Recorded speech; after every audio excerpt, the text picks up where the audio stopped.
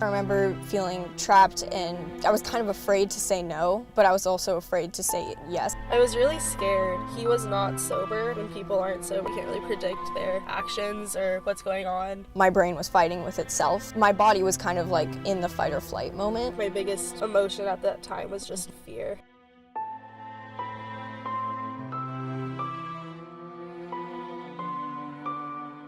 When I was 14, I was dating someone who was 2 years older than me. When I was 15 years old, I was invited to go to a party. His friend, whose house it was, opened the door and was like, oh, like he's already upstairs waiting for you. We were at my house and I just didn't want to do anything, but he wouldn't really listen and kind of force himself onto me. We were like close friends, so I went up, things happened that I wasn't really planning on happening. I didn't know how to process it. I didn't want to argue or like fight or anything, but I was just really scared and I didn't want to get hurt, so I just kind of went with what he was saying, even though my social cues and body language and everything was saying no. After a while, I kind of pushed him off and told him to get out of my house. I was shaking at that point, but also it was just kind of like a state of shock. I really just couldn't process that someone who I was dating could do that to me. Literally instantly after, my mom had texted me that she was there to pick me up. I got in her car and I just started crying and she didn't know why I was crying. I was more so just shocked that it had actually happened and that I had let it happen and I didn't fight or argue or anything. Like, I regretted not fighting him off.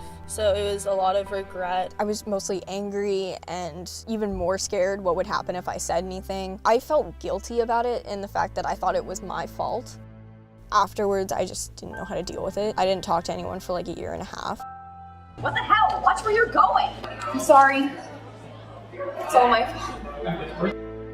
In the beginning, I would think about it maybe like once a month. It was very limited because I just had worked so hard to like push to the back of my head and I was just busy all of the time. I've expressed myself a lot through writing and poetry. So I did a lot of writing, just kept to myself, and I shared with like my closest friends. I didn't really want to talk, I just kind of wanted to be upset. When that almost started to bring it out more with the fact that it was like, how could I focus on all of these things and not talk about it? I think that's kind of when I was like, all right, I need to like get this out. I just wasn't comfortable talking about it. I didn't want people to know. I didn't want people to judge me for it or like to start rumors or anything or to say like I was the girl who cried wolf because it took me so long to speak out about it. And for a while I thought it was my fault, but when I started talking about it, I realized that it wasn't and that there was nothing I could have done. If one of my friends grabs me too quickly or picks me up or like grabs onto me, I'll go into like a panic mode. Before, I loved hugs and all that stuff. Even to this day, being touched surprisingly scared me. I still have moments where like if someone touches me in a certain place, like I will shudder and I can't. I will like close myself off. Over a year later, while I was being intimate with a guy I was seeing, I had a full-on flashback where I started just like screaming and crying and freaking out in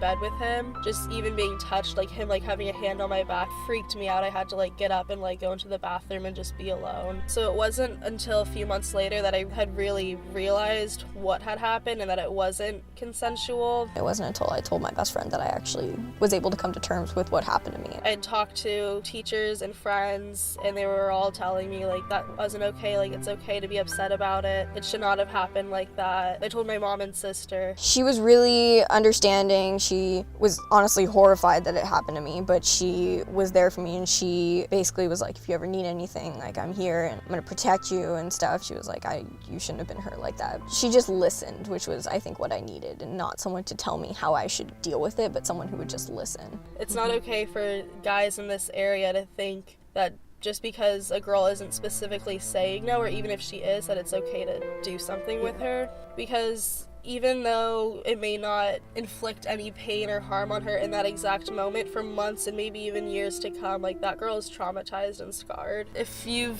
experienced something with sexual harassment, sexual assault, like get it out of your emotions. Like don't just hold it in, whether it's confiding in like a friend or an adult or just in yourself. Like grab a pen, grab paper, just write it out. Turn on the little microphone thing on your phone and just say it, like yell it out, talk to yourself, like just get it out. Don't just hold it in, because holding it in just confuses you and it just makes you feel like you're alone. But even if you're just saying it to yourself, it feels like someone else knows. What I really want to say is it's not just girls. What I really want to say is it happens to guys too. It's something that isn't talked about as much, as openly as we should, but it does happen, and it takes a lot to be able to acknowledge that. I think specifically for males who've gone through it, because maybe they're okay with saying that out loud, but for the other people around them, especially if it's a teen, they worry about what that could do to their family life or their friendships with others.